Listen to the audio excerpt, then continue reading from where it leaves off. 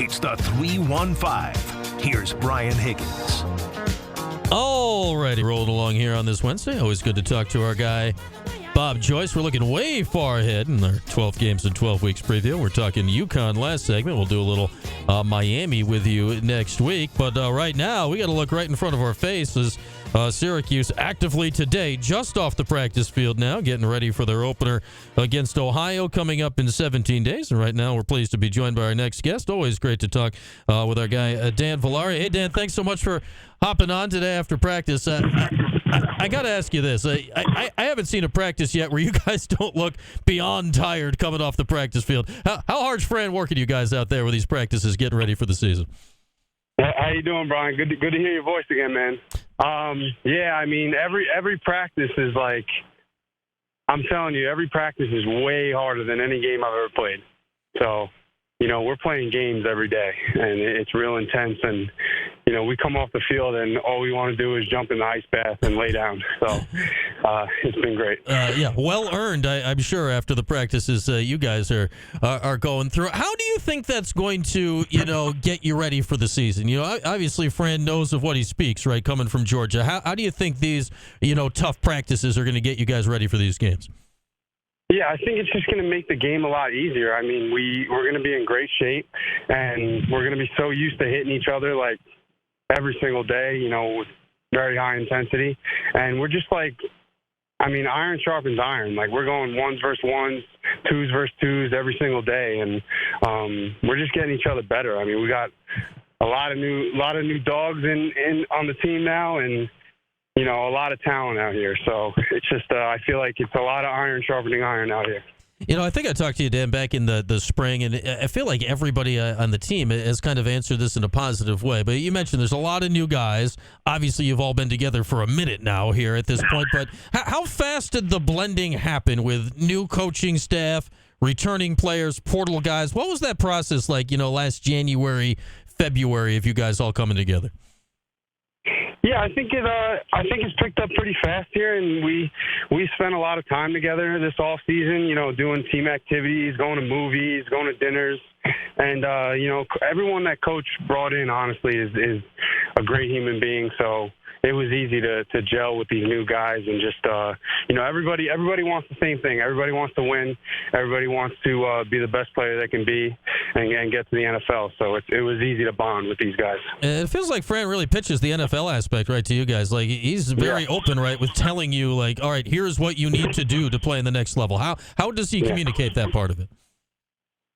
I mean, I remember him telling me once, like, he said, Dan, when we practice out here, you're competing to play on the Baltimore Ravens. You're competing to play on the L.A. Rams. Like, you're getting ready for the NFL out here is pretty much what he was telling me, because of how intense the competition is. And obviously he knows, how it is and what you need to do to get there. So Dan Villari is our guest, Orange tight end. And, Dan, we go back to last year. Obviously, the last month of last season was as wacky as it possibly could have been. But it did put you in the spotlight in many ways. And we saw you play literally basically every position that exists on offense. Mm-hmm. We know you're a tight end, but how do you envision your role this year? Is it just straight tight end? Because of the fact you were successful doing all that stuff last year, do pieces of that carry over? What do you expect your role to be this year? Yeah, I think my role is going to be a true wide tight end. Doing a little bit of both catching and blocking, and just being in a balanced NFL style offense. And I'm excited for it, honestly. And that'll get you at the the tight end spot. You were there, Aranda Gadsden's there, and we know your quarterback is in Kyle McCord. What's the relationship and like with you guys as pass catchers with Kyle coming in, taking over the offense this year? Man, it's awesome. I mean, we're all three of us are next to each other in the locker room, and we've gotten so many reps together this offseason, like running routes outside of practice, and just talking every day in the locker room. Like, we have a great bond, and I know Kyle for sure likes throwing his twin towers, his two tight ends. So it's fun. As it's said, right? Like the tight end is the quarterback's best friend. So good to be hanging out with him. Did you watch the All Access show on Monday, Dan? Because we saw a lot of Kyle in that show on Monday. I didn't. I was a little banged up, and I was getting treatment. I missed it. Okay, so one of the main things they showed us in that show, on top of a lot of Fran doing his thing, was a big focus on the leadership of Kyle McCord. Can you explain that to us? Because looking at it, it's not like he's shouting at you guys, right? But what is Kyle doing to point you all in the right direction? I mean, he's just vocal. And what I love about him is he's not going to, especially with me and the tight ends, like he's not going to get in our face and, tell us we messed up, but he's going to tell us what we did wrong and what we can do next time to correct it. And I feel like he's a great communicator, and he's got a lot of fire in him. So it's like you see your quarterback out there, throwing darts down the field and then screaming at, our defensive end, Fidel Diggs, screaming in his face. And you're just like, man, you want to compete with this kid. Like, you want to play for this guy. So it feels to me, Dan, that Kyle specifically, right? Like, he caught a lot of strays as Ohio State's quarterback last year. Like, it felt how strange is that to see a guy that went 11-1 get everything that got dumped on him last year? It's very strange. I mean, you go 11-1 in the Big Ten and you get hated on. I mean, and you throw for 3,000. So it's all a bunch of BS. It's all a bunch of stuff that doesn't matter. I think all that matters is how the team feels about him and how the coaches feel about him. And I know it's all good things. That's absolutely for sure. So Dan Villari is our guest now, Orange tight end, joining us. You obviously share a position group with Oronde Gadsden, who's coming back from injury. It appears to me, anyway, that everything's going great with his rehab and return to the field. What does it look like to you, Dan? Is it the same old Oronde, better than ever, or what are you looking like in the other guy in your room? I'm going to say better than ever. He's been healthy the entire time, and he looks great, man.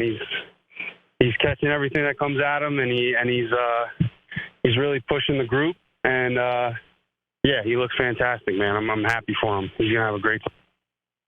You mentioned the idea of an NFL-style offense, and, every time we've heard Jeff Nixon talk, or we've had Jeff on the show, and he said the same thing, that, like, hey, Jeff, what are you going to run? Whatever, they're not going to stop. It talks to the idea of a balanced offense. We know you got LeQuint, all these new guys on wideout. So what do you think the strength of this offense is going to be this year, Dan? I mean, I think we'll probably figure that out when we start playing, but, I mean, I think we're going to be a very physical team, and we're going to run the ball down your face until you try and stop that, and then we're going to air it out. We got weapons on the outside, weapons on the inside, and then we'll just go right back to giving LeQuint the ball, and Yasin Willis and all the backs we got, Will Nixon. So there's a lot of options. So I think Coach is going to get creative, and he's excited about what we got. With all the depth you're showing on offense this year, Dan, give us a name that maybe we are not talking about a lot that you think we will all be talking about by the end of the season. Probably, yeah. I don't know if you guys, probably Yazeed Haynes. I mean, have you guys been talking about him? Here we previewed your group earlier today. Here's what I said about Zeed. Like, I think, Oronde feels like he should be the guy, right? It feels like Zeed's the top guy on the outside. Is that the case? Like, he's the top outside threat you guys got right now? Yeah, for sure. I mean, him and Oronde, they're both equal number one guys, but they're just at different spots. And Zeed is the fastest receiver I've seen. So, I mean, he's bombing guys at practice. It's fun to watch. All right, so we'll be watching him getting downfield during the season. Dan Villari with us. Dan, I got to ask you about the college football video game. I feel you may have been screwed over in these rankings here a little bit. They didn't give you like any throwing ability. They didn't give you a lot of running ability. Like, what do you feel about these EA rankings for Dan Villari? Brian, I don't think they did their homework, man. That's what I'm saying. I don't think they did their homework. I mean, the throw power, 21, the ball carrying, 65. It don't make no sense to me.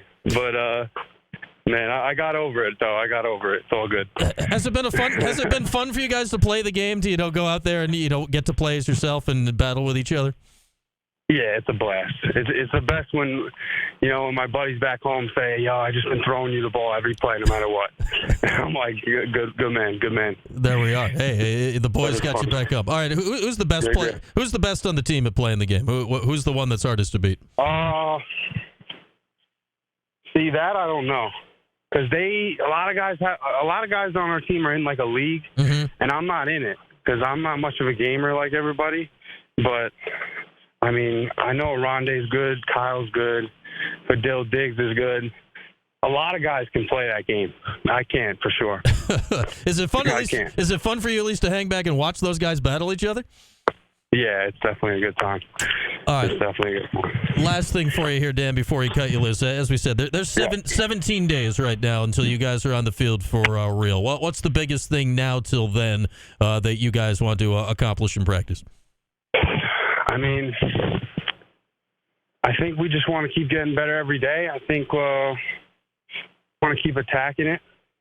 And yeah, we'll be getting ready for Ohio soon.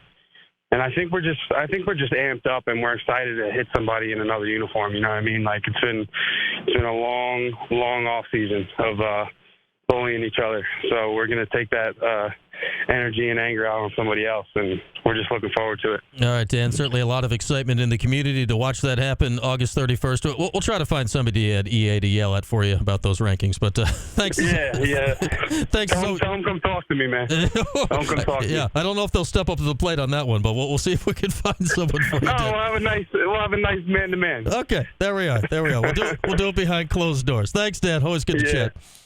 Absolutely. Always good talking to you, man. There he is, Dan Villari, the Orange tight end. I tell you, the EA Sports rankings, like, not that you got to make a tight end have like 99 throwing power or something, but come on, let's acknowledge what happened on the field last year. Give him a little something.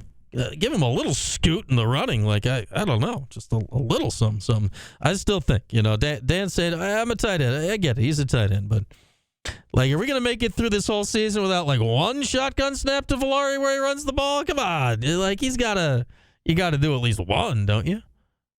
Like, that's a valuable weapon. Like, it worked last year. Necessity, mother of invention and all, but that worked. All right. Always good to talk to our guy, Villari. With that, we'll take a break. Hour 2 when we come back. Phone lines open, 301-5437-7644. We'll kick off the second hour next here at Q Sports Talk at ESPN Radio.